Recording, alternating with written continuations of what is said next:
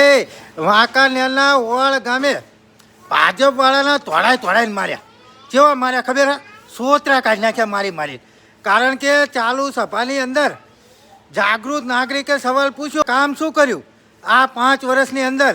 તો એ પાછો ભારતીય જનતા પાર્ટીનો ઉમેદવાર હતો ને, એ ઊભો થઈને નાગરિકો ઉપર ભડક્યો, જે આમ જનતા હતી એની ઉપર. અને પછી ગામવાળાનો મગજ જો તે એવા તોડાઈને માર્યા. તમે આખો વિડીયો જુઓ, તમારું અક્કલ કામ નહીં કરે એવા માર્યા આ બિચારાઓને.